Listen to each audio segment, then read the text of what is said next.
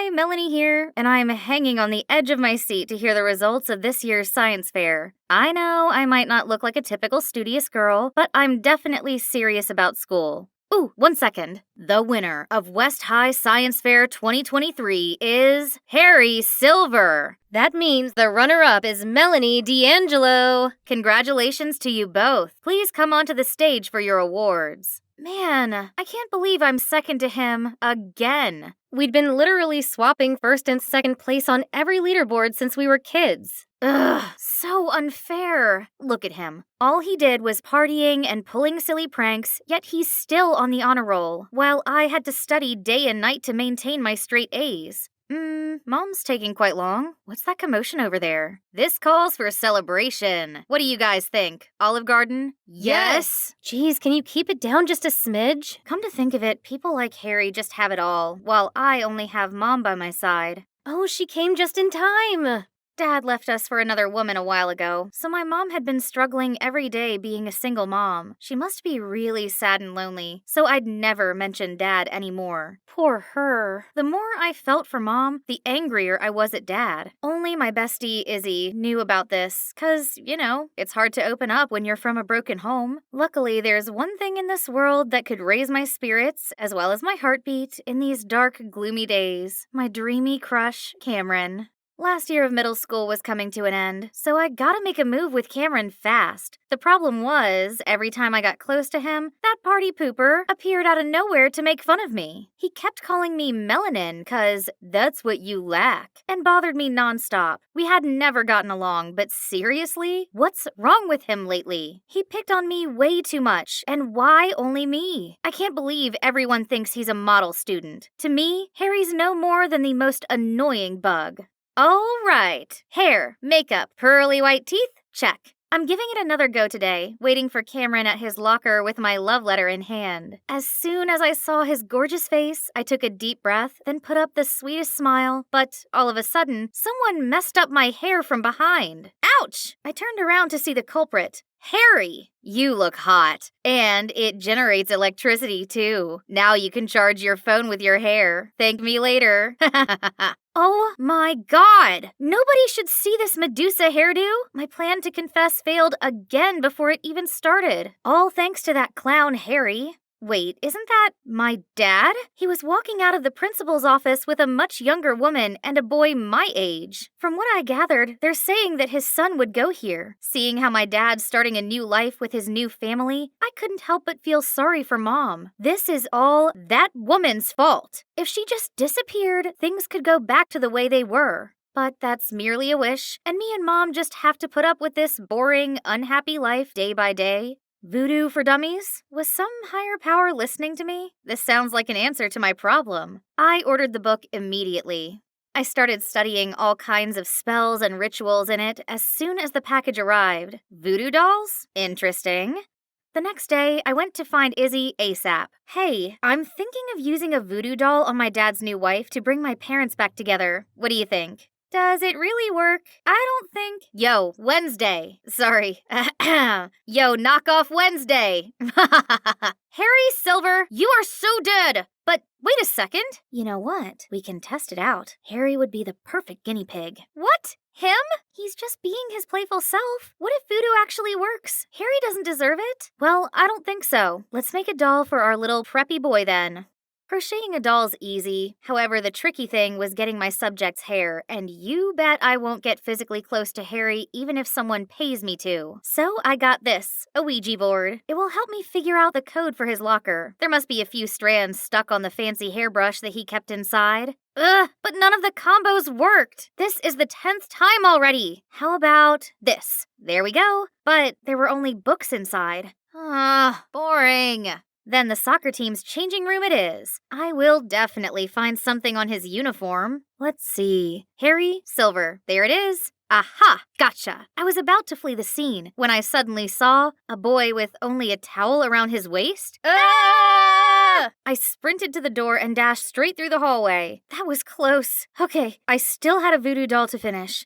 And it's done. I excitedly show Izzy last night's work. Pretty good, huh? It has Harry's hair, too. What? How do you know it's really Harry's? What if it's somebody else's? Well, Hey, did you hear some perv with panda eyes was creeping around the boys' changing room yesterday? Go away. But don't worry. Starting today, we'll take turns guarding the entrance to catch them. Oh, what a coincidence. You fit the culprit's description perfectly, Melanie. But you're definitely not that pervy, are you? I was so mad I felt smoke coming out of my ears. I wish my gaze could kill that brat. Mel, you're squeezing the doll's arm. It's gonna come off. Whoops, my bad. Next time I saw Harry, he had bandages all over his right arm. Hang on, did I do that? Feeling guilty and curious, I approached him. Hey, what's wrong with your arm? It's been in pain since yesterday for no reason. My doctor said nothing's wrong, but I kept feeling like someone's squeezing it really hard. Ugh, there it goes again. Oh, spooky. It means the doll is truly magical. I immediately came running to tell Izzy, and of course, she was shocked too. But hold up, nosy Artie? How long has he been standing here? This guy clearly had heard everything. He kept reaching for my doll. No way. He'd tell the whole school about it. Then suddenly, Harry sat down next to me. Melanie, my arm hurts. Feed me. What's he pulling now? Can't he see I'm in the middle of something? Right at that moment, Artie snatched my doll. Leave it to me. No, Artie, no! Not with milk in his mouth. Oops, sorry, I felt so nauseous all of a sudden. That was more than enough to make all of us firm believers. But maybe I should stop. I do feel guilty for dragging Harry into this. That afternoon, when I was about to throw the doll in the trash can, I saw Cameron walk towards me. Did Christmas come early? Hey, I was wondering if you're... Yes, I've been waiting so long for this day. An occultist? What? I mean, Artie was going off about a voodoo doll of yours, so I thought you might know a thing or two about love spells. But if that's not true, I'm sorry. What do you need a love spell for? Then he revealed he wanted to put a spell on his crush, Regina. So all this time, I had no chance with him at all? But hey, a love spell sounds like a brilliant idea. It could ensure my parents' reunion too. Sure thing, but I'll need your hair as well as Regina's. Also, some of your personal items for the spell to work. Obviously, I'll use his stuff, but in a love spell for me. And you know what I gave him? It's all junk with some of my poodle's fur. Hehehehe. A few days later, I found a gift box in my locker from Cameron. My spell worked! I'm about to have a boyfriend and reunite my family. But before I could carry out that long-awaited plan, Artie came to me with a difficult request, making a voodoo doll of Brad, some transfer student who already established himself as a vicious tough guy. That sounds dangerous, and I already promised myself not to use voodoo anymore. Don't believe me? See for yourself. Then I followed him and witnessed another student being picked on by a much bigger guy. Hey, isn't he Dad's stepson? Okay, this Brad guy deserves it. So I agreed to help Artie. The next day, I approached Brad after class where he usually messed with other students. I managed to sneak up behind him and get one strand of hair. Oh no, busted! I quickly put the hair in the doll. This better work. Come on! Why isn't it working? And why now? Pesky little thing. Stop! I know those voices. Thank goodness. Touch her and you'll regret it. Yeah, we'll call the police. Brad just scoffed and left. Phew, what are you both doing here? And Harry, I thought your arm hurt. Then Harry and Izzy finally told me that voodoo had never been effective. Izzy knew that Harry only picked on me because he liked me. That's why she tried to stop me from using voodoo on him. But she couldn't, so she then told Harry everything. To be honest, I found your attempts quite amusing, so I acted like they were successful to humor you and myself. I was gonna stop though, but when you were being sweet to me and asked about my arm, I decided to keep it up. Oh my God! My bestie had been friends with my mortal enemy all along. Behind my back? Am I a joke to you? Why are you here? To make fun of me even more than you already did? Because I got worried when I heard you're going after Brad. Melanie, you're the smartest girl in school. I don't understand why you're doing all these dumb gimmicks. Yeah, you've been acting strange lately. Since when are you superstitious? What other choice do I have? Voodoo or at whatever cost? I need to get my parents back together, and that punk Brad is my dad's stepson. He deserves whatever comes to him for ruining my life. And you know what else? Both of you, get out of my sight for good! Then I stormed off. After that day, I no longer talked to Izzy, and Harry's relentless pestering finally stopped. But honestly, it felt a bit empty without them, especially with the upcoming school field trip. Of course, I'm still coming. Who needs them anyway? This is the chance for Cameron and I to be closer now that we're talking on the regs. It's gonna be the best trip ever. I'd never been the outdoorsy type, but does camping involve this many physical tasks? Almost done. What on earth is that? Isn't he under my love spell already? I mean, he even gave me a present. I was still in shock when Cameron came over to help with the tent. Thank you. No need to. I can't thank you enough. That spell of yours worked wonders. What does he mean by that? Then, out of nowhere, Izzy tapped on my shoulder. I've tried to tell you. Those two have been flirting for a while now. I guess Cameron just needed your spell as a little spiritual push. That means none of these has ever worked? There's absolutely no hope of bringing my family back? Feeling devastated, I burst into tears and ran off. I was running without looking and bumped into... Brad?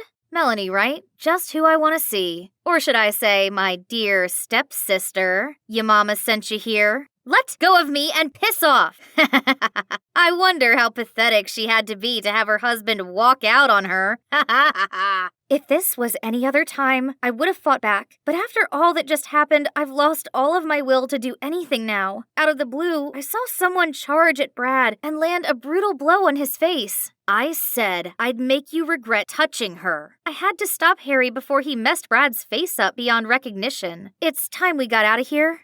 Why did you come help me after everything I said? I'm kinda used to your coldness. Besides, my love language is following you around and teasing you until you notice or get mad at me. Silly. I know. On a different note, I thought you knew that voodoo was useless. Yeah, so I thought of a love spell to get my parents back together. Then my family will be whole and happy again. But I know it now. There's no such thing as magic. Why not? Magic is alive and well inside you, and it is called forgiving. It cannot punish those who hurt you and your loved ones, but it can help you let go of your pains and sufferings. What are you trying to say? I mean, no magic can make your dad come back, but someday the pain he caused you won't ache anymore. Eventually, your mom and you will heal and lead a fulfilling life without him. I never took this goofy guy for the philosophical and mature type, but I guess he's right. I'd been so caught up in my own bitterness that I didn't realize moving on was an option. When my mom picked me up, I decided to finally ask her about my dad. Unexpectedly, Mom told me that of course it was sad at first, but she's actually doing fine these days. Life's supposed to have its ups and downs. As long as we welcome them with open arms, everything will turn out all right in the end. After all, your father will have the life he wants, while we get on with our lives. Turned out I was the only one chasing the past all this time, when what I actually needed was closure. Mom's words were more than enough to put this grieving period behind me. My last year as a middle schooler was quite eventful. Brad was no longer a problem since he got a taste of Harry's fist. Did I mention that we became a trio of best friends? For now, at least. Harry never stopped his shenanigans, but instead of getting annoyed like before, I found him quite adorable and endearing. Oh, just kiss already. Izzy! Hi, I'm Kaylee from Washington. I might dress like a boy, but I'm actually the girliest girl you could ever meet. Before I continue, please like and subscribe. I was born with shiny blonde hair and blue eyes, just like my mom. I never met my dad, but it wasn't really a big deal. There's no need to live in some fancy castle to feel like a princess. I was already one in my mom's eyes. She always pampered me with the cutest things in the world. You could give Rapunzel a run for her money, sweetheart. But tragically, Mom left me in an accident when I was 10, and I had to move in with Selena, my mom's friend. She lived in a mansion where there was so many people dressed just like her. As soon as they saw me, they started to ooh and ah at me. What a porcelain doll! Bet she'll win any beauty pageants. She's just too lovely to be real. Shh, Miss Sanchez here doesn't like anyone who's prettier than her daughter. Yeah, she's been in a foul mood ever since the master left for his mistress. I only caught a bit of what they said before Selena dragged me into a corner. Sweetie, you heard them. Boys are bad news. Just look at your dad, for example. So stay away from them. Got it? And the only way to repel them is if you look more like them. Then she told me to wear contact lenses to hide my blue eyes, cut my long locks, threw away my dress collection, and bought me clothes that basically drowned me. And voila, I looked just like a teenage boy. One day, I was alone in the kitchen when I heard someone shouting. Bring me 2 smoothies now! I brought in 2 avocado shakes, but accidentally splashed one all over this girl's face, turning her into Shrek. Watch what you're doing! My daughter's angel face is destined to be Miss USA! How dare you! I'm sorry, ma'am. Relax, Mom. Avocado face masks are all the rage anyway. Sadly, I still had to take my punishment, but suddenly the girl walked towards me. Hey, I'm Beatrix. Let's go and play. But Don't worry, I'm here. My mom won't punish you anymore. Then she took me to her room. Wow, she even has a castle inside? Beatrix then put some wigs and makeup on me. I looked at myself in the mirror, and memories of my mom came rushing back. I quickly pulled out the photo of her that I carried with me all the time. We looked so alike. I was about to take my lenses out when Selena stormed in and dragged me back to my room. Don't you ever let me catch you here again, and keep your distance from little mistress. We're not from the same world as people like them, remember that? But little did Selena know, Beatrix had just asked her mom to allow me to go to school with her. And ever since then, we've been literally inseparable. I mean literally. She clung to me from living room to kitchen, from home to school. Honestly, the only time I could have a moment of peace was when I went to the restroom. Phew. Oh, maybe not. And each time we hung out was more than torture. I had to fight against the urge to act girly, hit my own hands whenever they started to reach for those pretty things, and now they ended up swollen. Think I'll glue them in my pockets next time. Then, one day, I arrived at school to the most terrible news ever. Kaylee, one of our female rugby players, got injured, so I put you on the team. What on earth? I don't even know what rugby is! Here's Austin, your rugby coach. If you need anything, he's your guy. You know him? He might be handsome, but something about him screams bad news. People call him Awful Austin. You better watch out.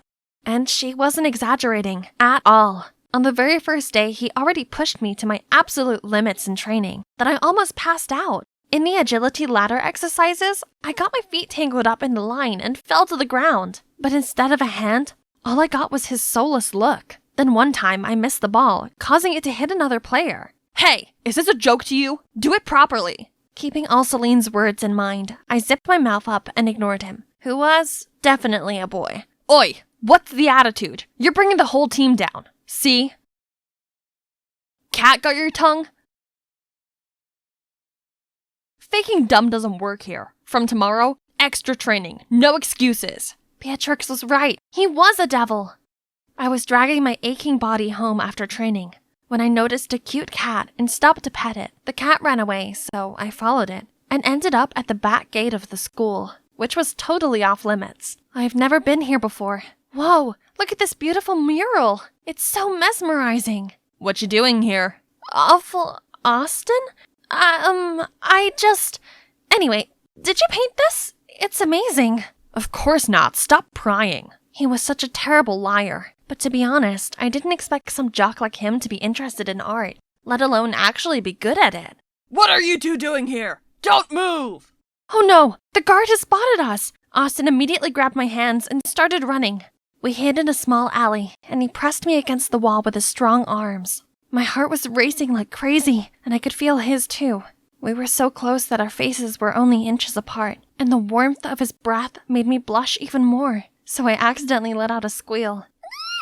Thankfully, before things could get any more awkward, the guard was gone. Don't even think of breathing a single word about this. Weirdly, this time his words didn't hurt at all. Maybe because I knew, beneath his tough jock exterior, he had his own secret, just like me. I like your painting, so no need to hide it. Austin stopped for a bit, then kept walking, but I'm sure I caught a smile.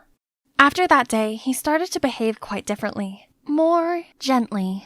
He no longer went berserk at me, but helped me get through the training instead so I could catch up with the other players. I just had my first successful kick. Yay! I turned around to cheer with Austin, but out of nowhere, the ball came hurtling right at me, and he instantly caught it with one hand, while the other held me by the waist. Okay, that was awkward. This week, there'd be a senior prom at school, and Beatrix insisted we go. Of course, I gave her a no, but she was literally a leech, so I had no other choice. Wear this, Kay. It's a matching set. It'll be so lame if I wear this alone, please. Fine, but only 'cause you've given me no choice. Yay! Love ya! Eek! Wow, It smelled so good. What if I put it on? But wait, what about Selena? Forget it. It's not like she'll be at the prom. YOLO! I stepped into the ballroom with this gorgeous outfit on, my blue eyes, and the necklace my mom gave me. Everyone jaw-dropped as soon as they saw me, and that's when I noticed Austin coming towards me. Hey, you look different tonight.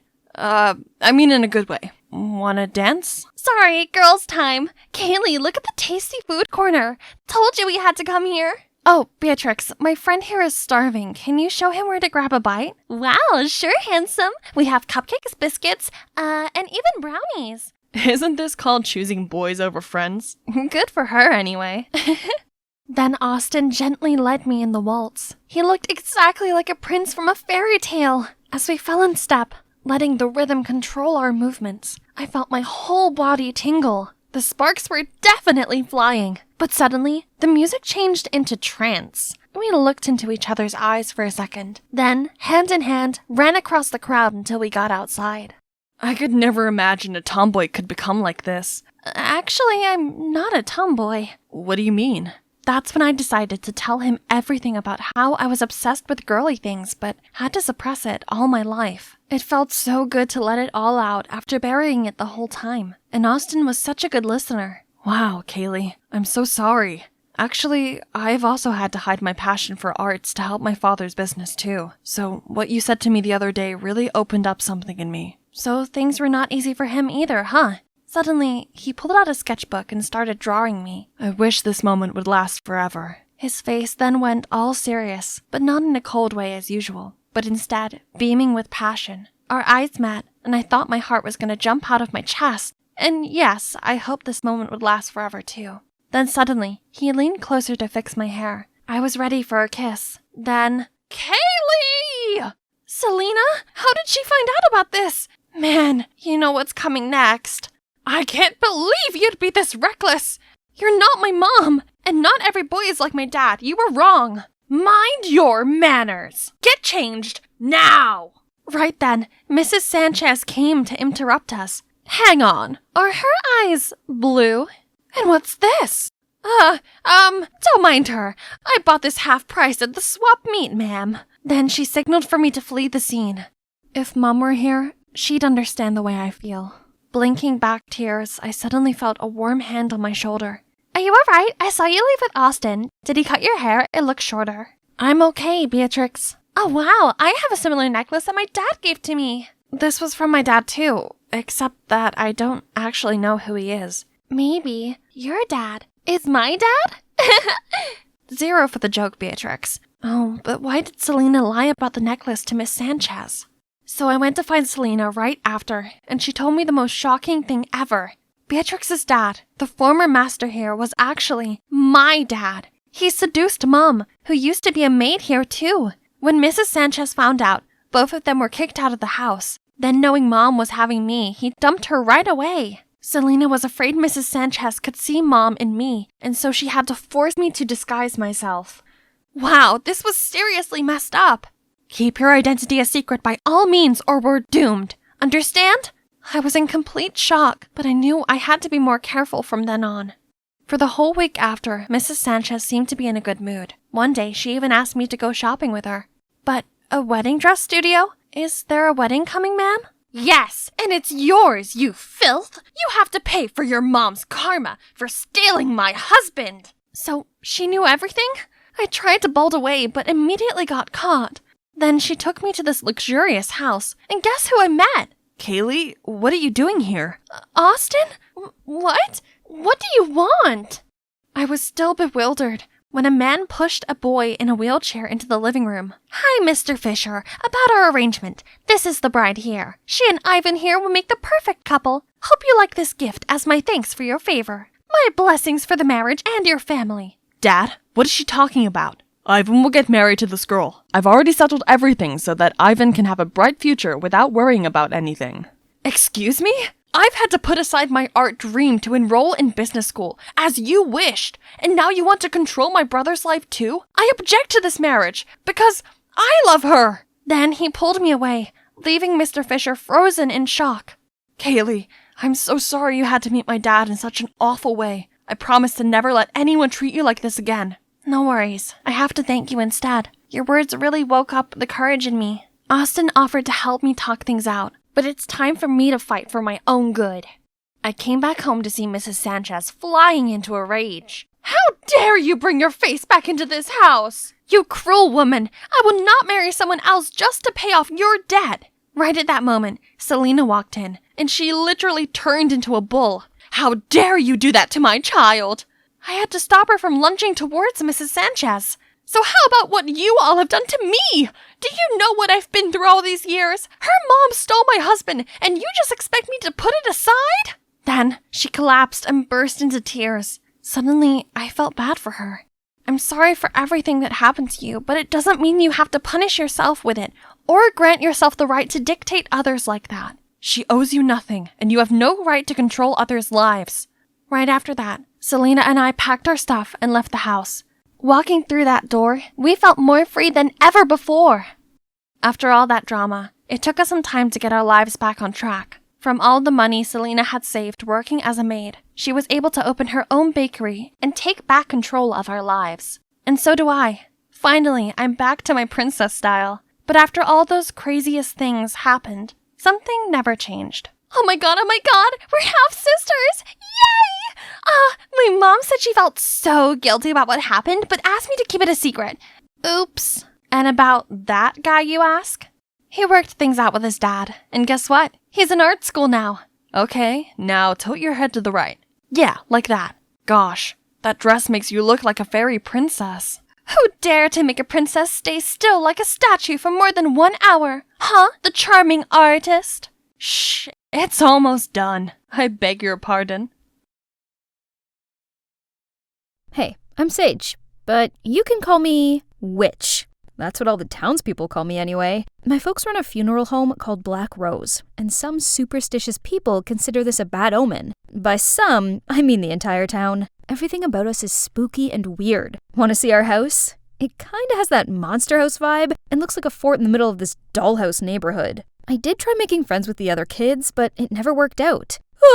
Don't eat the cookies! They're poisoned! Despite all that, Mom and Dad found their work meaningful and put a lot of effort into it. Well, maybe a little too much? I guess the reason why they're so emotional is because they know what it feels like to lose someone dear to them. My little sister Leah's missing, and it's all my fault. We'd searched for her everywhere for 5 years, but still, no news. It was a terrible time for my family, but instead of showing us support, the neighbors spread absurd rumors about Leah's disappearance. Some said the devil took her, while others said we sacrificed her during a satanic ritual. These heartless people were never going to change their minds about us, so I decided to just go along with it. This is why no one dares to bother me, as they don't want to be cursed. Ouch! Sorry, miss. We're just trying to catch that bird. Please don't curse us. Jesus, that poor little thing. If you hurt an innocent creature again, I'll turn you into one and see how you like having stones shot at you. Blood drained immediately from their faces as they screamed and bolted. I carefully took the bird out of the bush, then brought it to my forest house. This is my secret hideout deep in the forest. I have my own garden where I plant herbs to heal injured animals. This isn't a wild bird. It even has a name. Must be someone's pet. Okay, Sky, so you like to sneak out, huh? The world out there is dangerous. I should bring you home. I followed the address on Sky's tag and took her there. Guess her owner wouldn't be happy if they thought a witch had cursed her, so it's better not to show myself. No one wants anything to do with a witch. But no matter how annoyed or scared they acted, I just don't care. Having the place to myself has its perks. But then out of the blue, a guy slumped on the chair opposite me. How dare he? I could feel his eyes peeking at me. Another idiot wanting to test his courage. Hey, Sage, right? We're in the same English literature class. But in case you didn't know, I'm Mark. Why should I know your name? Oh, I just wanted to... If you don't want to get diarrhea, sleep paralysis, or skin rashes, don't ever talk to me. Then I turned around to leave, but tripped over something and fell forward. You alright? This is crazy. Who asked him to do that? Then I came home to find an angry crowd in front of my house. Those eerie sounds are keeping us awake at night. What kind of dark magic are you practicing? Your black sorcery made my curling iron overheat and burn my hair. Must be some demonic influence messing around here. Turns out, strange things were happening to every house in the neighborhood. So these superstitious people blamed everything on my family and even wanted to kick us out. We can't move. We have to wait here for Leah. She's with the devil now. She's obviously not coming back, so go away. Never talk about my sister like that again. Get out of here. Coincidentally, there was a loud rumble of thunder right at that moment. Horrified, they started pointing and calling me a witch. Go home, everyone, for your own safety. I'll take it from here. This man is Mr. Thompson, the town's mayor. He came with an offer to help our family move away in peace. Believe me, it's best for everyone. If and when your daughter comes back, you'll be informed right away. After he left, my parents seemed to be thinking about moving away for real. What's gotten into them? We didn't do anything wrong. Why do we have to leave? I'm not going anywhere. My parents might be weak, but I'm not. I'll wait for my sister here. She promised me she'd help me care for those poor creatures. She will be back. Achoo! What was that? It sounds like a guy's sneeze? Who's there? Show yourself. Ugh, you idiot. Come out alone. Both of you. Now. Those two look familiar. Right, they're Meg and Nick, the infamous best friend duo in my school. It turns out they were curious about the strange phenomena happening at Meg's house too. They wanted to see if I was really using witchcraft to cause all that. We didn't expect to see you healing animals here. Why do you let people think you're a witch? They can call me a witch, an alien, or whatever. I don't care, as long as they leave me be. I hate it when people annoy me, which is what you two are doing now. Quit following me and never come here again. But they didn't leave. Instead, Meg told me about a black rose that always appeared at the scene. Of course, it reminds the townsfolk of my family. Nick thought that made no sense. I mean, if it really was us, why would we make it that obvious? Someone's clearly trying to frame us. That's it. If I found that person, my family could live here in peace again. We'll investigate together. We can catch the bad guy and be heroes, like a detective squad. Sounds like you've been watching too much Scooby-Doo. And why aren't you guys scared of me? Actually, I'd make a great Daphne. And come on, we just saw you feeding the cats. Even if you are a witch, then you must be a kind one. The next day, I was going downstairs when I heard some chattering noise. Are those angry townsfolk back? I was about to scare them away, but I saw my parents warmly welcoming Meg and Nick? This is the first time I'd had friends come over, so my parents were overreacting. I hurriedly pulled my so-called friends out of the house. I guess disturbing me has become a habit to you, huh? We didn't know how else to contact you. Anyway, we'd like to introduce you to an IT expert. He's agreed to help us. Then suddenly, a guy standing behind the black rose bush appeared and said hi to me. Isn't that the guy from the library? This is Mark, the newest member of our squad. Good to see you again. Hope you'll remember my name this time. So, this Mark guy was really serious about this. He's now telling Nick how he could get data from all of the cameras in the neighborhood, which sounded like some kind of alien language to me. Look, our tech genius found something. Mark is awesome, right, Sage? I guess? Someone hacked into these houses' networks and was causing their electrical appliances to go haywire. And every night at 11 o'clock sharp, the camera would be disconnected. Not for long, just enough for someone to place a black rose at the scene unnoticed. Can you track down that hacker's IP address? Yes, and also their coordinates. That's Clara's house? Wait, Clara? The drama queen who always plays up everything about me? Does she hate me that much to target my whole family? We reached out to Clara to talk privately, but she flat out denied everything. What is wrong with you? Did this witch hypnotize you into becoming her slave? Blink twice if you need help. We have proof. You can't get away with this. Are you threatening me? This is illegal. I will tell my father about this. You think you're a big deal just because your father is the mayor? Big enough for you to watch out? She's the mayor's daughter? What's with that smug attitude? Everyone in this school remembers how she embarrassed herself last year after Mark rejected her. You may not know this, but Mark is the most popular guy among the girls in our school. It doesn't matter. I'm not interested in those girls. You don't have to explain yourself to me. I don't even care. The atmosphere suddenly became weirdly awkward. Well, now the only way is to stalk Clara and catch her red-handed. But we've been sitting here for an hour and nothing's happened. This snooping scheme is so silly. I was about to leave when Mark stopped me. Someone was coming out of Clara's house. Gotcha. Still trying to deny it now, Clara? Mark took off his mask, but who's this man? He suddenly flung out, then attacked Mark and ran off. We were about to chase him when Mark cried out in pain. Meg and Nick told me to take Mark home while they chased after the guy. I brought him home. This house looks so familiar. Oh, this was the owner's house of Sky, the bird I'd saved.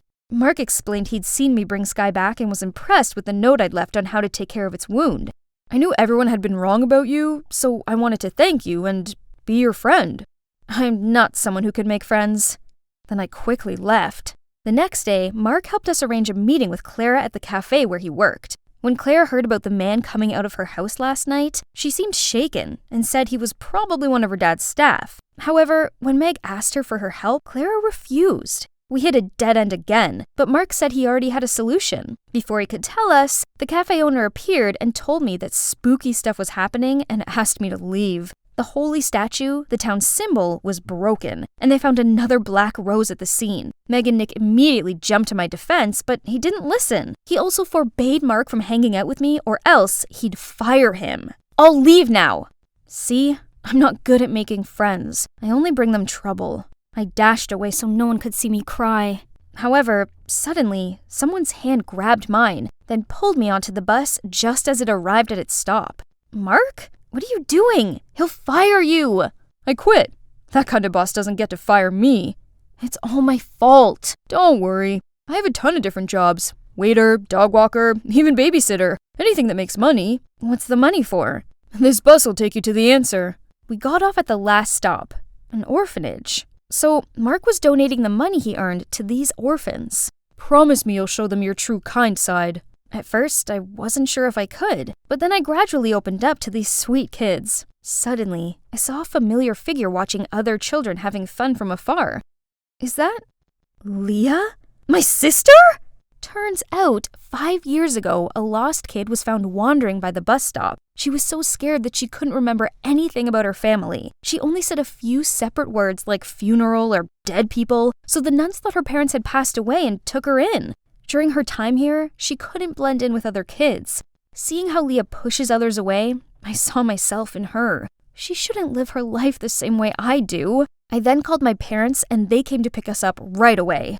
Oh boy, it surely was the tearful reunion of the century. Thank you so much. We only found Leah thanks to you. I'm glad to help, but that's not all. I've got something else to show you. As it turned out, Mark bugged Clara's phone at the cafe. It recorded a call she had with her father, exposing him as the culprit behind the town's mishaps. It appears Mr. Mayor wanted to build a shopping mall, but he needed to clear up some space for it. Using my family's bad rap, he played spooky tricks on the townspeople to scare them into selling their homes for cheap. When Clara found out the truth, she begged her father to stop, but he refused to. Meg and Nick posted the recording on the internet, causing outrage among our town. The cops arrested him, and my family's name was cleared. All our neighbors apologized to my family for letting their superstitions blindside them. My parents were obviously touched, so they forgave them all, and threw a party. So my family was reunited. Not only did I find my sister, but also 3 good friends. Well, maybe 2 good friends, and 1 more than just a friend. How long is this gonna take? So much for taking care of me. Lex, starting today, I'm locking your phone and laptop away. Cruel! Isn't 1 leg cast enough punishment? Excuse me, you don't deserve to have a say in this. If you hadn't bought our daughter that death trap motorbike in the first place, she'd still be intact. Yeah, sorry for making sure she doesn't grow up boring like her mom. Yeah, another lecture on how irresponsible I was eventually turned into a quarrel between Mom and Dad instead. They stopped only when Mom needed to leave for her business trip in Egypt. I'm done arguing with you. I have a flight to catch. I've got my eye on you, young lady. All the way from Egypt? That's kinda hard. Well, at least Dad's here, so I won't be by myself. The next morning, I woke up to see a note stuck to the fridge. Alex, I'm shooting my new movie in Spain for a few months. There is a strict no-phone policy to avoid leaks. So if it isn't urgent, don't call me. Love, Dad. Seriously? Choosing work over me? Why am I still surprised? That's what you get when you have a world-famous actor dad and an award-winning photographer mom. They're rarely home, and whenever they are, they're constantly at each other's throats. All the more reason for me to hang out with my biker gang. I love motorcycles. They're my only getaway. But that's how I messed up my leg. In my defense, I could totally nail that trick and win their stupid bet if it wasn't for that bumpy road. However, not a single one of my homies has checked on me since then. Not even my boyfriend Blake. But what's really bumming me out is that school's out for summer, yet I can hardly move. So, bored out of my mind, I came up with a new way to entertain myself, which was playing candid camera on this whole suburbia. Thanks to my mom's camera, I had eyes on the newlyweds Cunninghams on the right, the Carpenters on the left, a few other houses, and, tiny Timmy across the street. I swear to God, I almost thought some hunky guy had just moved in. My childhood friend, Tiny Timmy, had officially grown into Timothy. He looked just like a muscular version of Timothy Chalamet. Then Tim suddenly sat up and we accidentally made eye contact. Awkward. Looking good, handsome. He's even cuter when he smiles. Oh, he's replying. Even better up close. That's bold, Timmy. Too bad, though. Sorry, lame. Tim looks confused at first. Then when he saw my cast, he immediately leaves the room. Huh? A broken leg is enough to scare him off? He's lame. Then the doorbell rang. Hey, that took a while. You're here? Of course, you need to have a closer look. And could use a hand. Or a leg.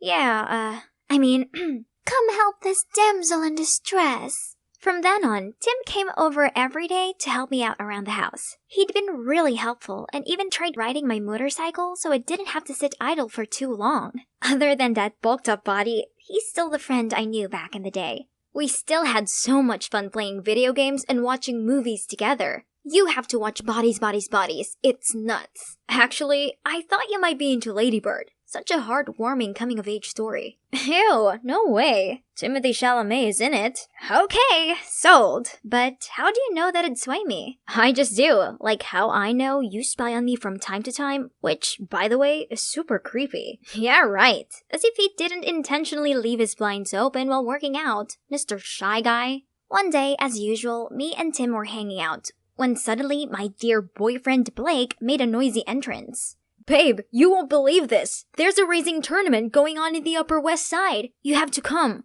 What's going on here? Sup? What do you mean, sup? Who's this little brat?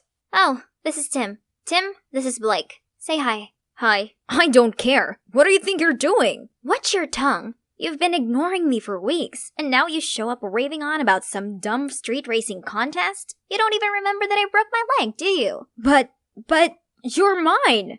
Blake was fuming like a bull ready for battle, and about to throw hands at Tim, but he stopped his fist midair. A defeated-looking Blake fled off as soon as he got out of Tim's grip. Coward.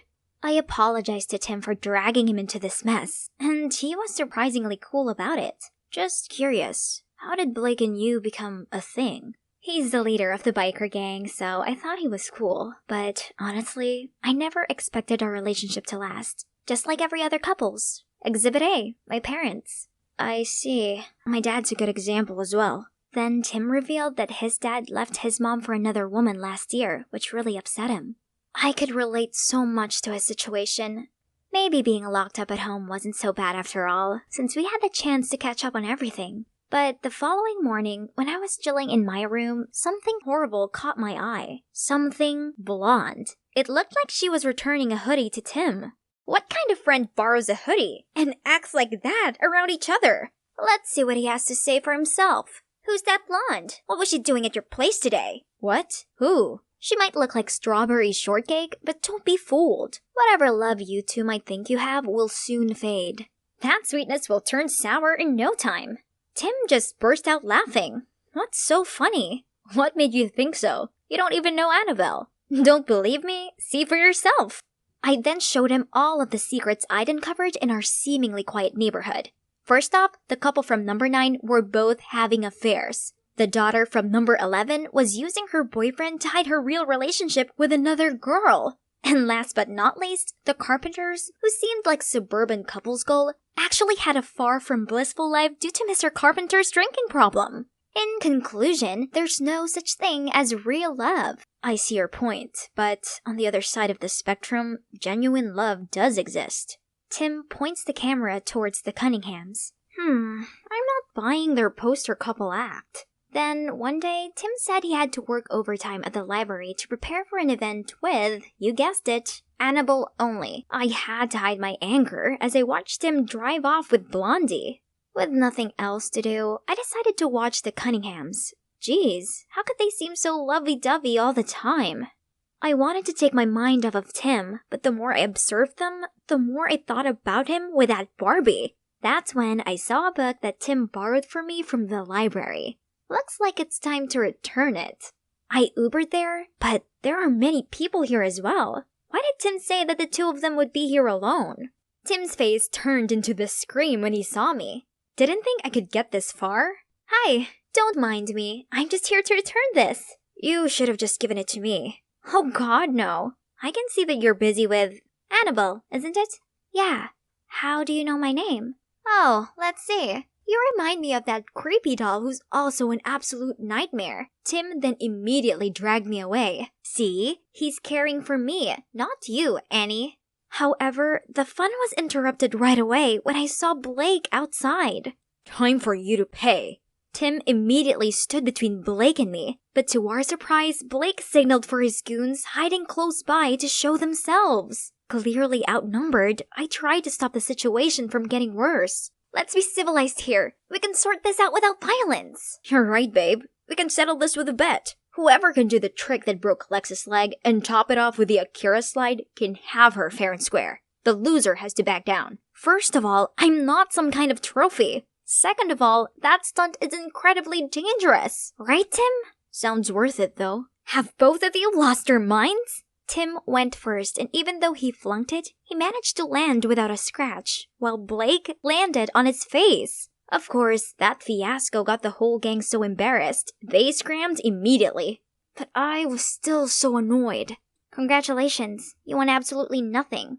Not that I didn't care about him, I just couldn't stand his recklessness anymore. The next day, I was woken up by a doorbell. So, what are you here for? Sorry about last night, but if you stayed longer, I could have told you that I did what I did because I like you. Romantic styles. I don't even remember since when, but I do remember how sad I was when we stopped hanging out. Believe it or not, I started working out just to impress you. Whoa, what? Tim explained that nothing was going on between Annabelle and him. They were simply co-workers. And he made up that whole thing about being alone with her at the library to see my reaction. What do you say? I can make you believe in love. Tim, don't be ridiculous. Love isn't anything like the movies. It's merely a temporary chemical reaction in your brain that makes you think you're really feeling it. Come on, just give it a chance. No, look at my parents, your father, all the families in this neighborhood. If you ask me, your feelings for me right now will fade, just like mine with Blake.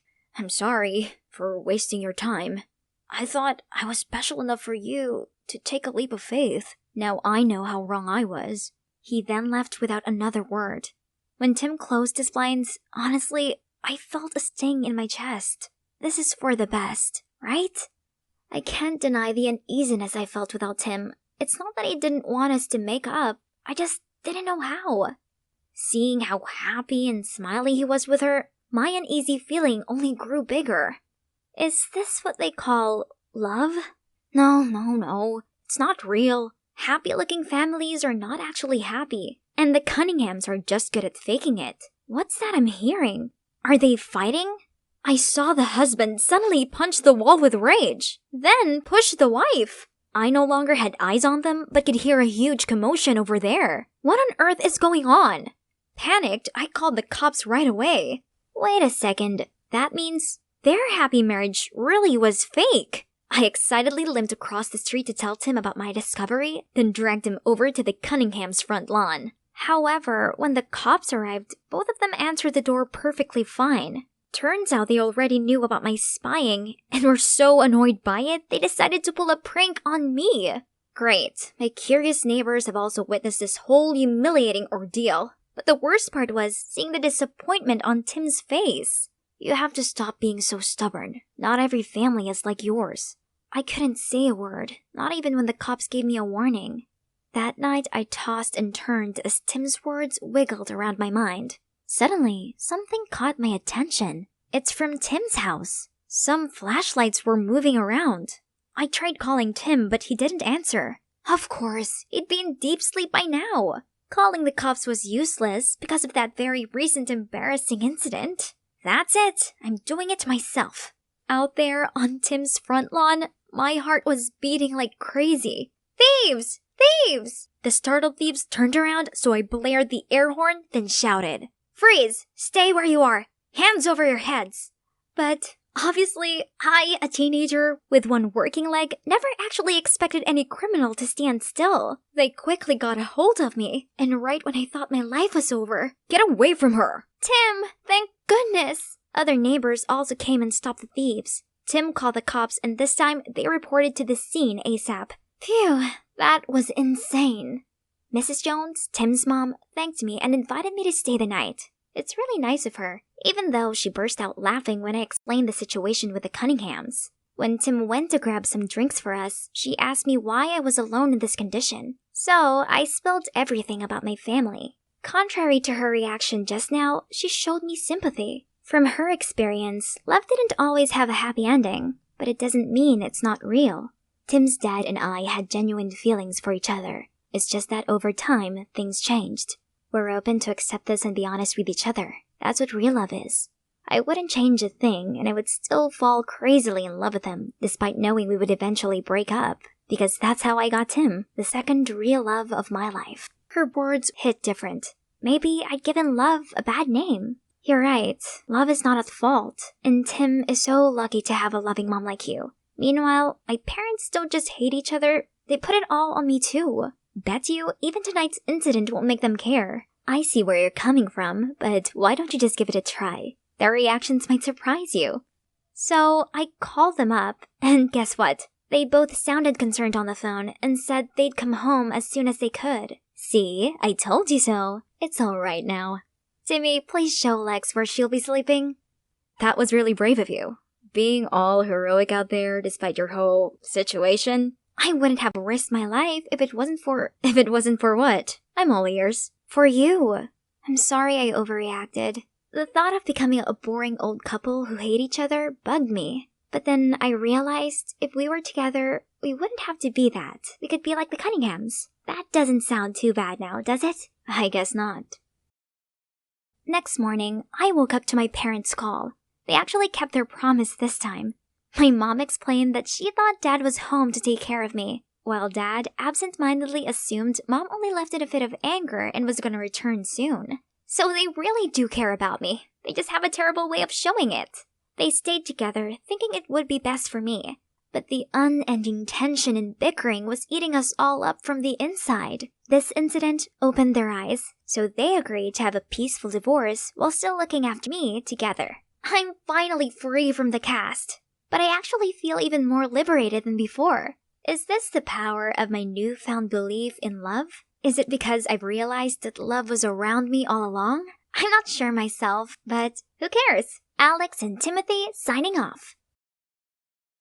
Blue sky, white clouds, golden sand. Such a perfect day for sunbathing on this luxury Hawaiian beach, while being served by Kirby, my archenemy. That brat used to tease me all the time about my old clothes and messy hair. Little did she know, I was secretly a millionaire. Earth to Clarine. Castle building all day won't fill your stomach. Finish your shift and go home. Well, Mary, who doesn't want to get rich? Sadly, some of us can only dream about it. If you want to be Cinderella, then go find yourself a prince. Just not Danny. He's just as poor as us. Do not underestimate my Danny. My precious heart fell for him for a reason. It's just that he doesn't seem to realize that we're destined for each other yet. But Mary was right. My dinner won't cook itself. Let's see what we can afford for tonight. My dad left us when I was 4, and since then, Mom worked her socks off to provide for us. So it was down to me to also work to save up for my law school dream. All of a sudden, groceries started raining down on me. Bottles tumbled off the shelves and broke into pieces right by my feet. Ah! Is it an earthquake? I stooped down and prayed until it stopped. Thankfully, no one was hurt, but geez, it sure left a freaking mess. Warren, the store owner, looked distraught. This place was all he had, so I helped him clean up and place anything undamaged back on the shelves. Before you leave, please take this as a token of my gratitude. I hope it brings you luck. A lottery ticket? I don't know how this game works. I'll show you. It's simple. Each ticket has a unique set of numbers. Just check the results on TV tonight and see if they match.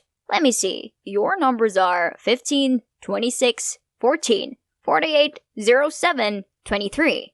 Hey, those are the lucky numbers that have been on my mind all day. I want that ticket. Kirby, stop poking your nose in my business, will you? Sorry, miss, that's the last ticket today, and I already gave it to Clarine. Then I'll buy it. Here's your $2. Give it to me. You wish. I didn't really care about this ticket, but there's no way I was going to let her get what she wanted. And surely she wouldn't leave me alone. How about $10? That's a fortune to the likes of you. No thanks. I'd rather win millions instead and make you my maid. Look, you'll never get anything from me, be it this ticket or Danny. Just give up. Fine! Let me skip this stupid ticket, but Danny, never. Why are we always bickering, you ask? Well, we're both competing for the heart of Danny. Tennis extraordinaire and brooding Adonis. Actually, I thought I had more advantage as he worked part-time at the same restaurant. But nope, Danny was such a cold fish. I tried again and again, but every single time, he just gave me a soulless thank you and that's it. If only I could build him his own tennis courts, perhaps he'd change his attitude. But that's impossible for a poor girl like me, unless I somehow hit the jackpot. The lucky numbers today are 48, 07, 15. Should I add winning the lottery to my daydream list? 26, 14. Is it just me, or do those numbers sound familiar? No way. It can't be. And the mega ball is 23. Now if your ticket has all 6 numbers, you win over $20 million. Play on. Me! I think I just become a millionaire. God had answered my prayers. What? Kirby's here too? The ticket must have hit it for real. I rushed there to rummage through the trash. And, here it is. It's mine. As if. Let's go ask Warren who this ticket belongs to then. Brilliant. And then give him a third of the prize? Do you really expect him not to ask for a share? Right. Okay, let it go and I'll give you a 30% share. Great ratio, but 30% is a perfect fit for you. I'll take 70%. And Danny. Oh, that's how you want to play. Fine then. How about whoever wins Danny's heart gets 70%? Deal. So we agreed to hide the lottery ticket in a trunk with 2 locks. Each of us kept 1 key to it. Then we buried it in a bush at school. Looks like the secret race between us starts now. Kirby wasted no time and brought Danny the showiest lunches ever. But he kept up his cold exterior and barely acknowledged her. Seems like I need a more delicate approach. So I told Mary to arrange a team-building game among the restaurant staff, in which we all had to answer the same questions to understand one another better. Oh look! He liked watching Star Trek, listening to Sam Smith, and reading Harry Potter like me. Oh, Danny boy, I told you we were destined to be a pair. Next question. What is the key to maintaining a long-term relationship? There's our very first answer. Feelings? Come on, Danny, be realistic. What uses do feelings have if you can even afford to go on a date? Poor people can also be happy in love, but I don't think pragmatic people like you can. No, he misunderstood what I meant. After that, he ignored me completely.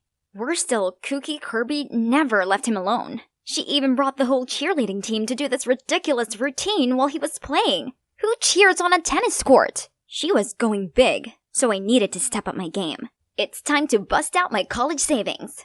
I spent the whole day at the mall buying him gifts and giving myself a makeover. This is the first time in my life I've spent my hard-earned money without considering the price. It feels so good, but at the same time, kind of bad. But I could make it up with the lottery money once I got Danny's heart. Look, I saw this watch and I immediately thought of you.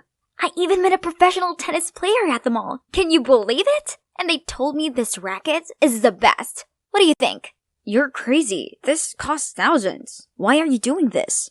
That's not the reaction I was expecting. But I like you, Danny. I've not been brave enough to tell you this because I had nothing. But soon, my life would change and I can give you everything. I don't need those things. You're so wasteful and superficial. You really think money can buy anything, including feelings? Why was he so mad at me? I thought he must have noticed that I'd worked really hard for all this, and even made myself look prettier for him. Okay, he might not like my gifts, but is it so bad that I want to be a little generous to myself now that I have some money? Things got even worse when later I arrived at work to see Kirby booking out the entire restaurant to let her Danny take a rest and enjoy dinner with her. Fine, you win, Kirby. I give up. Basically nothing went the way I wanted. My luck, my money, my man. Now I'm fine with just the 30% God gave me. I'm done chasing anyone. Only my stray friends understand me. Muffin, brownie, Oreo. Wait, where's Cupcake? Looking for him? Let him go. This wasteful, superficial girl needs to make sure he's not starving. So you're the one who feeds them every day? Why do you care? Go back to your date with Kirby. I'm just a materialist who thinks money solves everything. I'm sorry for how I acted earlier. It's just that, at home, I'm surrounded by people who are all about money. So I hate that way of life. Why are you talking like you come from money or something? Yeah, kinda. My parents are the presidents of Sunland Corp. What? The biggest furniture corporation in the city? Unbelievable! So why are you working part-time at a restaurant? I want to earn my own money. An independent life suits me much better. You're so silly. Why struggle if you don't have to? If I were you, my life would be so different. I'd make sure that my mom didn't need to work all the time to make ends meet. I could even go to any expensive law school I want and care for all the stray cats and dogs I find. Surprisingly, this time, Danny didn't look at me with jaded eyes like before. Instead, he just listened patiently and gave me the sweetest smile ever. But not love. That's one thing money can't buy. How about Kirby? Did any of her grand gestures impress you? I prefer the cats. Our talk has confirmed that there's still a chance for me. Kirby's only advantage over me is money, but Danny doesn't care about that anyway. Is that the new student? Seems like Danny just found a worthy opponent. He's Finn. Look how he smiles whenever his opponent catches up a point. Wait, did you just call Danny someone's opponent? Someone has a new crush. Who? Don't talk nonsense. Right then, a ball zoomed toward us. And holy moly, Finn caught it just mere inches from Kirby's face. Are you okay? She's fine. Her face always turns red. Nothing to do with the ball. Kirby was so embarrassed that she ran off. It seems our race took a turn. But then, shockingly, Finn turned to me and asked for my number? Huh? Does my charm glow this much? Everyone knew I liked Danny, but he's such a riddle.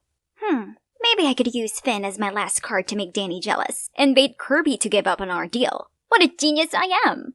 Then, for the next few days, whenever Danny was around, I flirted with Finn, and made sure Kirby saw us. One day, I made an excuse to borrow Finn's phone. Then I secretly used it to send Danny a message to stir up his jealousy.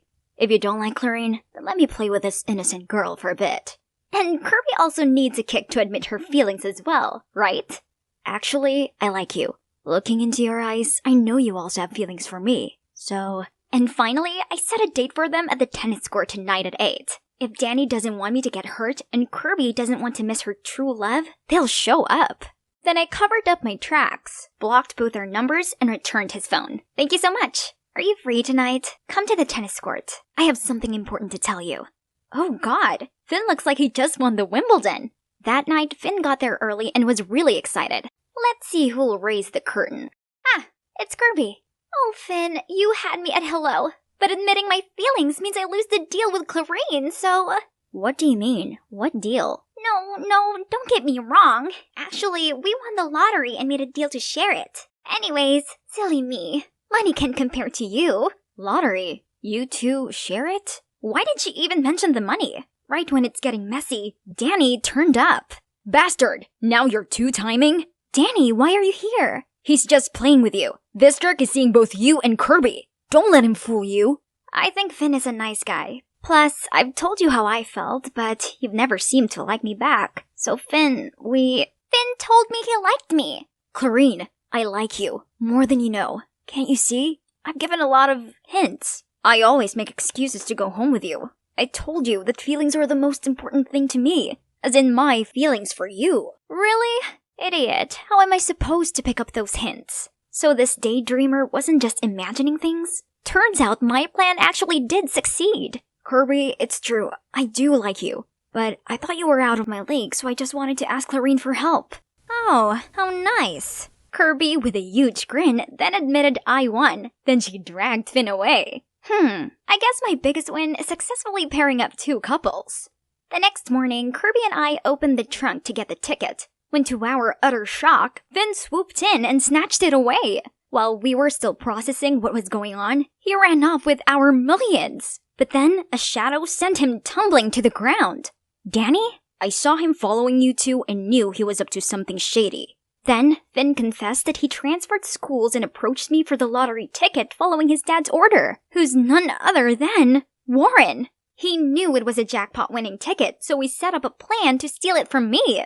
I'm so sorry. My dad's a gambling addict, which left him heavily in debt, and only this ticket could save him. Oh, Finn, I believe he's not a bad person. This ticket was originally from Warren anyway, so we both agreed to give him a share to pay off his debt. Finn was moved and handed the ticket back to us. On learning this, Warren thanked us and offered to drive us to Tallahassee to claim our prize. He even carefully got me to double-check that my ticket was in my purse. But halfway there, the car suddenly broke down, so the four of us got out and gave it a push. But as we started pushing, Warren suddenly sped away, leaving all of us standing there in shock. Where's your purse, Clarine? I left it in the car. That greedy snake Warren did this on purpose to run away with the ticket. Now what to do? Walk back home or walk to Tallahassee? Calm down. Danny already has a backup plan. This is the real ticket. Enjoy the view for now. A taxi is coming to pick us up. Actually, the moment Warren offered to drive us all the way to Tallahassee, I sensed something sketchy. So I swapped the tickets. My dad's gone too far this time. He needs to stop gambling and work hard to pay off his debts instead. Finally, we got the cash prize. However, the four of us decided not to divide it anymore. Instead, we're building a shelter for stray animals together. Surprisingly, our project soon reached many philanthropists, and now our fund has been expanded across the US. Since then, Kirby is no longer obnoxious. Now she even wants to become a veterinarian. And me? I will continue to work my way into the law school of my dreams.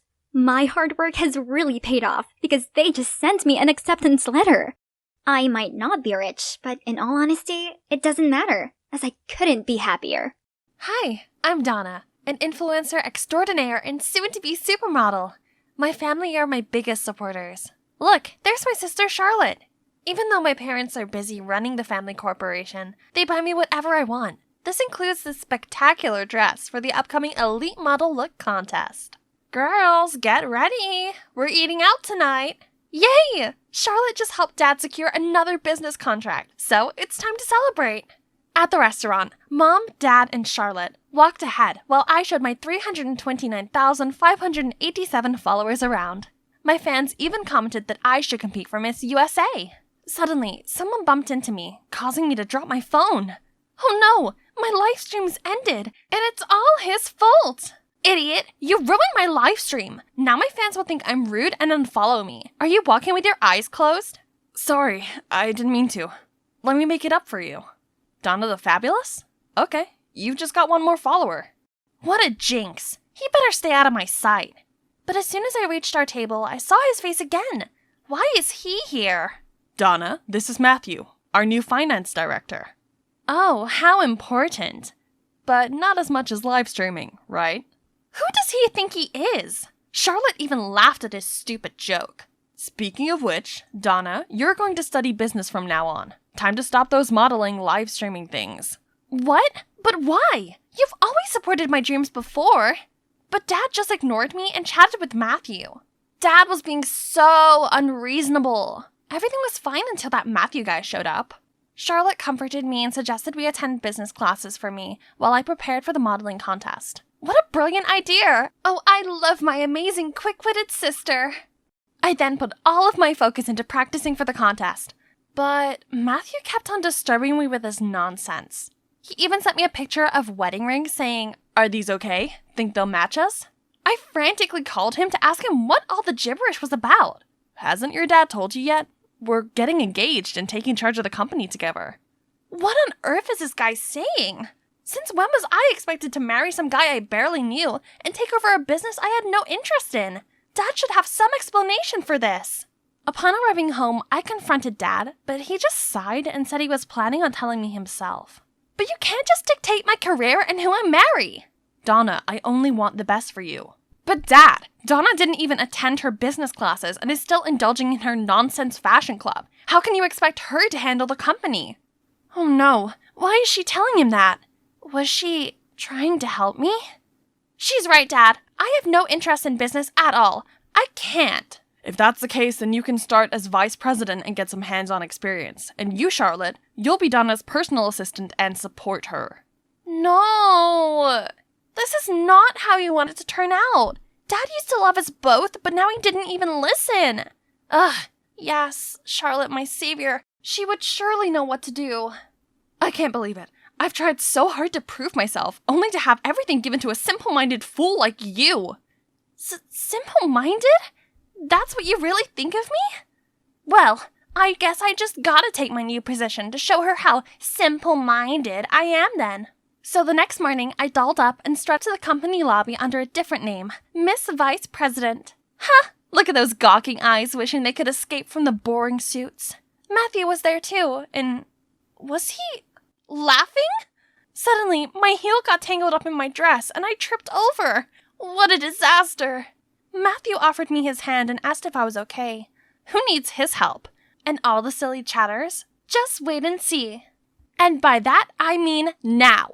Matthew introduced me to the company's core members and announced some new strategic goals for the company. ROI, margin, accounts. Geez, what kind of language is he speaking? After what seemed like an eternity, he asked if anyone wanted to add anything. Aha!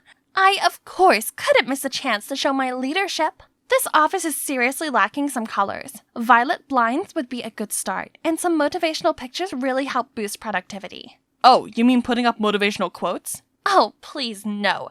Motivation comes from the all-time fashion greats. You know, Bella Hadid, Tyra Banks, Kendall Jenner. Everyone gawped at me, while Charlotte furiously signaled me to stop. Everyone here is so boring! Alright, I'll stop then. My first day was then followed by tedious meetings and schedules. Everyone was talking gibberish and making me sign a bunch of papers. But every cloud has a silver lining, and for a foodie like me, that's dinner meetings. These people really know how to enjoy life, don't they?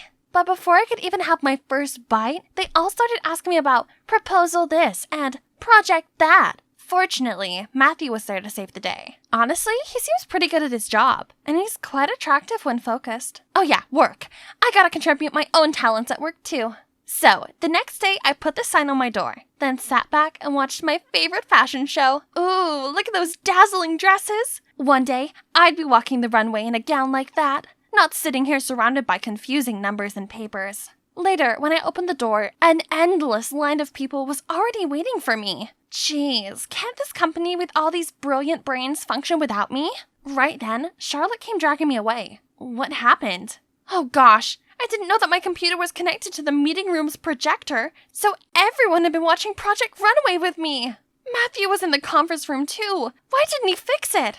Okay, everyone. We should thank our cute boss for giving us a lot of ideas for our problems. He finished the meeting and led them out, but Charlotte was still standing there fuming at me. Cute? There is nothing cute about it. Don't get any wrong ideas that he likes you. Wait for me, Maddie. What is with that attitude? Oh, right. I've seen the gooey-eyed look she gives Matthew. Does she have feelings for him? Before I could pry further, I was sent to Milan for another stupid meeting. Feeling bored, I watched a fashion show to kill time when someone startled me from my side. I personally think this collection is overrated. Oh, sorry if I scared you. I'm Brian. He then gave me his business card, and wow, he's the CEO of a modeling firm in France. Are you coming to the fashion week too? I wish. I actually came for work. What a pity. There's a modeling contest this week. I can tell a true beauty like you is destined for the crown. I missed so many chances to be on the runway. If I make it this time, maybe Mom and Dad will see how serious I am about modeling. This is too amazing of an offer to refuse. Brian, I'm coming with you. At the show, I made sure my phone was off so I could truly immerse myself in all the glamour of the newest fall collection. Brian then kept his word and took me to the audition. I was super nervous at first, but unexpectedly, everyone else looked so amateur. Meanwhile, I strutted like a pro, confident that this time I would get an offer. But for now, reality was calling. As soon as I turned on my phone, a zillion missed calls from Dad and Matthew popped up. This screamed trouble, so I quickly got Brian's contacts and returned home. There, Charlotte went all banshee shrieking mode on me, accusing me of being irresponsible and selfish for skipping the important meeting. Dad, if you don't do something about this, Donna will destroy the company you've worked so hard to build. That's right. But instead of yelling at her, you should have been there to help out. I'm so disappointed in you, Charlotte. Oh God. Charlotte's face turned pale immediately. Dad should be scolding me, not her. Feeling a little bad for Charlotte, the next day I went to talk to her, but it sounded like she was arguing with someone inside. I walked in to see Matthew sitting there with loads of pictures of Brian and me. We're still, in Charlotte's words, it looked like we were dating. A few photos can't change the fact that we're getting engaged. He then grabbed my hand and pulled me outside, leaving a stunned Charlotte behind. How are you so sure that I'm not seeing someone else? It's just a feeling. Or maybe it's just my hope, because What did he mean by hope? And holy shrimp, why is my heart beating so crazy? What a day. I thought it was finally over when Dad slammed the pictures of me and Brian down in front of me. He was so mad at me, he decided our engagement would be tomorrow instead of a month, as planned. But I haven't mentally prepared for this. So here I am, at my engagement ceremony, waiting for my fiancé to arrive. Ha! Just kidding. Actually, Brian called me last minute to tell me the best news ever. A fashion brand had chosen me as their ambassador. I needed to fly over for some paperwork. Thanks to him, I successfully escaped the engagement and flew to Milan to meet up with him. Finally, I got to pursue my long-repressed dream in my favorite city and not pay heed to my dad's ridiculous orders. Yay! As I woke up the next morning, I eagerly reached for my phone to call Brian, but... Where was it? I looked at the nightstand, but my passport, my wallet, and all of my stuff had disappeared. I dashed to the reception asking for Brian's room, but they all shook their heads saying there was no one by that name staying there. Frantic, I used their computer and checked the website for his phone number, but it kept saying error. Then I looked up any information about the contest, but found zilch. How could he do this to me? I trusted him. Now I'm in a foreign country, all alone, and with no money. What am I gonna do? I can't just call Dad to come get me. And neither can I call Charlotte. There's only one person I could contact right now. So I called Matthew, and he flew over immediately. We were walking along the Navili Canal to get some dinner before heading back. I thought he would be furious right now because I ran away from our engagement, but he was just quiet the whole time. So, is it okay for you to suddenly come here? I mean, work and stuff, you know? It's alright. You come first. Everything else comes after. That's sweet of him, but I needed to make sure he didn't get the wrong message. I called for your help, but that doesn't mean I want to get engaged. I'm not ready to commit. At first, I wanted this marriage to happen, but now I'm not so sure anymore. Oh my. Did me running away from the engagement upset him that much? As we stepped through the door, I saw Mom, Dad, and Charlotte waiting for us. Charlotte instantly bombarded me with her dolphin frequency yelling, saying how much they worried about me, how irresponsible and terrible I was. You should have won an Oscar for your acting, Charlotte. Unfortunately, your partner played you this time. Acting?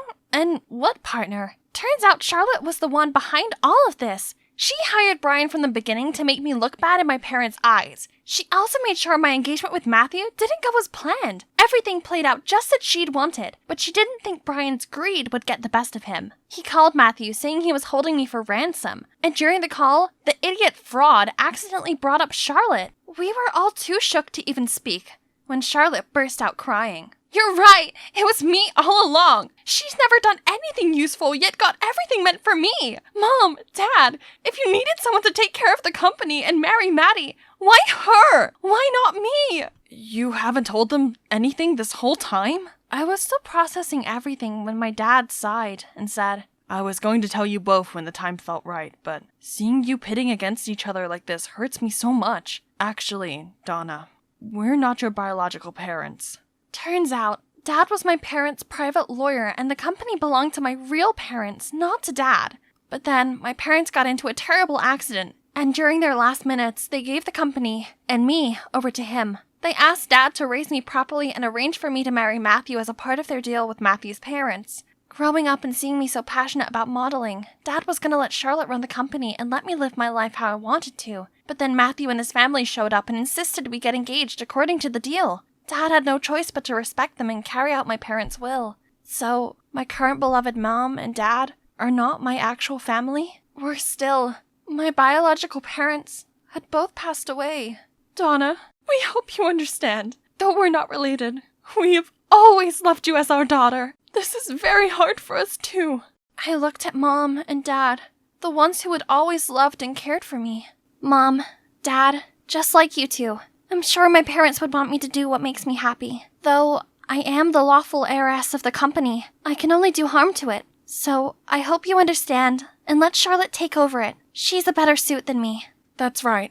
You cannot force someone into doing something they don't like. Neither can you force someone into love. Woohoo! No more boring office job. Instead, I've put all my energy into elite model look. And here I am today. You've got this, Donna. I confidently strutted down the runway with Mom, Dad, and Charlotte cheering from the audience. And when I finished my part, I joined my family and nervously waited for the MC to announce the chosen ones. Samantha Friske, Amelia Davis, and Donna Rossi. Yes! I've made it! I've been waiting for this day for so long! Suddenly, I spotted Matthew coming towards us. Congratulations, Donna. I knew you'd get it. Thank you for coming. I know love cannot be forced, nor should I rush it, but whenever you're ready. Donna, will you go out with me? How about now?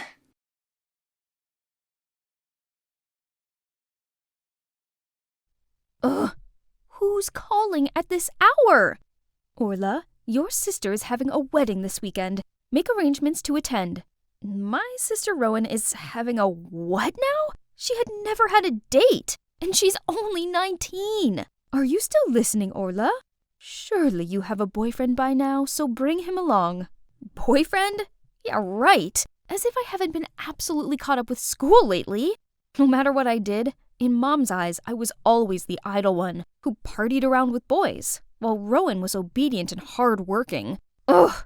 You see, my parents divorced ages ago, so I live with my father in Atlanta, and my mom and sister Rowan live in the suburbs of Denver with my grandma.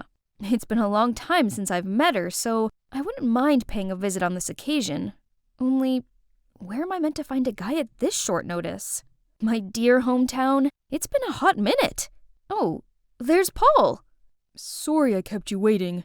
Let's go, gorgeous. Let me introduce my boyfriend, a local college boy that I found on the internet. Even though we're on business terms, look at him. Handsome, gallant, and polite. I hit the jackpot. As we pulled up at the house, I saw my grandma waiting outside with a casual-looking guy. Oh, he must be my future brother-in-law. I happily ran over to hug Grandma. Rowan, you're back. Mata has been waiting for you. My, look at our match made in heaven. Is she confusing me with Rowan? I was about to correct her when suddenly the guy pulled me close and said, We are indeed a charming couple, aren't we, honey? Excuse me? Where is he putting his hand on? And is his eyesight just as bad as Grandma's to think I was Rowan? Just then, Rowan stepped forward, but strangely, she just smiled at us, then linked arms with Paul. And this is my boyfriend, Grandma. Do you think we look great together? What's wrong with everyone? Had I been zapped into some parallel universe or something? Suddenly, Rowan dragged me across the garden. Then she told me how Grandma had been diagnosed with Alzheimer's, which had progressed so quickly recently, meaning sometimes she forgets. Other times she remembers, muddling everyone and everything. Not wanting to upset or confuse her, my mom and sister decided to act according to Grandma's memories, including this wedding. And of course, that Mata guy is not my sister's real fiancé, just a close classmate. But now she's confusing the two of us, so the lead role in this wedding play is yours now. Grandma's memory was deteriorating. Yeah, that sucks. But was a fake wedding necessary? Also, the thought of pairing up with that rude Mata guy sickened me. No way! Listen to your sister, kid. Everyone is doing it for Grandma. Did he just call me kid? Okay, that's it. This guy needs to know his place. But before I could jump at him, both my parents appeared and started lecturing me. Ugh, whatever. I stood my ground. Faking a marriage is ridiculous. Happy now? Dad's little girl is acting spoiled again. Please, I raised her just fine. And you, if you'd taken care of your mother better, she wouldn't have been this way. Not again. They only see each other once every couple of years, but the bickering always followed almost instantly. What's going on? You two have never been at odds. What's wrong? At the sight of Grandma, Mom and Dad suddenly took a 180. A moment ago, they were screaming each other's heads off, but now they're being all smiley, lovey-dovey. How ridiculous. But did Grandma really not remember that my parents were divorced? Her condition seemed to be as bad as they said. This meant I had no choice but to go along with their plan to make her happy. However, I was no professional actor. Constantly improvising according to Grandma's memories was not easy, especially when I was stuck with the annoying Maida for a scene partner. My mind was too full of thoughts to sleep properly, so I got up extra early and went for a stroll in the garden. Out of nowhere, Maida ran to me and grabbed my hand. Did you sleep well last night, Bae? Huh? Who's he acting for? In this empty garden? Or is this just an excuse to touch me? I forced my hand away from his, but then he had the audacity to whisper in my ear. Shush, Grandma's watching us from upstairs. Ugh, what a creep. Meanwhile, Rowan said she wanted to please Grandma, but actually, she wasn't even a little bit cooperative. At lunch, while I had to squeeze out a smile as Maida spoon-fed me soup, Rowan was being distant toward Paul, her boyfriend. Paul, my sister, also likes being fed. Right, that's her favorite dish. Paul got the point right away, so he scooped up some soup and gave it to Rowan as Grandma watched expectantly. But for some reason, my sister seemed irritated, shoved his hand away, and said she's allergic to it, which was some total nonsense. Grandma was obviously discontent hearing that, then stood up to leave the table first. What's the matter with you, Rowan? You didn't have to look so annoyed in front of Grandma. Why can't you just work with Paul? That's how Rowan's always been. She's shy and couldn't open up easily to strange guys as you can. What did she mean by that? Before I could reply, Dad came to my defense. How can you say that? Isn't Orla trying her best to play her part and not make Grandma suspect a thing? Oh, so you two are doing great, and we're just ruining everything? There they go again. Usually Rowan and I would just stand there and watch, because only our Grandma can stop their fights. And this time was no exception. As soon as they saw Grandma, my parents immediately turned around and held each other's hands. Maida was just as quick when he grabbed my arm as well as Grandma's, and then invited us for a walk. Hey, who are you? Why are you being so friendly to us? Oh dear, it was only a few seconds ago and her memory of him had already vanished. I immediately said Maida and I went to the same college and he was visiting me. I thought that was it, but no. Speaking of college, she immediately asked why we were home when we should be at school. The whole family froze at her reaction. My parents carefully mentioned the wedding to see if she remembered anything. But she snapped. How can you talk about marriage when my 2 grandchildren are still of school age? Have you two lost your mind? So, the next morning, I had to go to the university with Rowan. But the cherry on top was riding this tiny pink bicycle together per Grandma's order. This was embarrassing, but how can we refuse? She only recalled the old memories. So I wandered around here all day waiting for Maida and Rowan to finish their classes. Suddenly, I spotted Paul with some girls. Hey, what are you doing here? Oh, Orla. I'm just giving directions to these freshmen. Actually, I'm waiting to pick up your sister. Wow, Paul seems to have a real crush on Rowan. I have to help my timid as a hare sister seize the opportunity. I took Paul to the lecture hall just as class was wrapping up, then pushed Rowan towards him, wished them a happy outing, and quickly pulled Maida away to give the couple some space. Finally, I could go home. But just as we reached the college gate, we saw Dad helping Grandma come this way. Seeing my face turn pale, Dad immediately explained that Grandma thought today was my first day of college, so she insisted on coming to pick us up. Jeez, it was bad enough coming here on a tiny pink bike. I drew the line at my dad and Grandma picking me up. I wasn't a preschooler. I was assigned to tidy the football field. It's my turn on duty today. Don't wait for me. Oh, is that so? Take your time. I'll look around for a while. I looked at Maida, hoping he had some idea to get me out of this, but he just grinned and took the broom from me. Come on, let's clean up this place. I was only gonna fake cleaning a bit, It turns out Grandma's the most meticulous supervisor ever. Orla, there's some trash over there. Look closely, honey, there are dry leaves in the corner. Then you have to wipe these stains with a wet cloth. As soon as she went away, I lay on the field panting with exhaustion. Aren't you tired? Oh man, I'm already drained out. Can't imagine how bad it's gonna get for me at Grandma's age. Poor her. It's scary how one day we might forget our family. Birth, aging, sickness, death, these are things we can't change. Orla, but one thing we could do is cherishing every moment with our loved ones, as these times are special. I was so wrong when initially I considered Maida as an impolite, annoying person. His deep thoughts made me feel comfortable enough to pour my heart out about my family. Why my parents divorced, why I didn't visit Grandma as much as I should have, and all the fights with my sister Rowan. We talked loads, and it felt like we've known each other forever.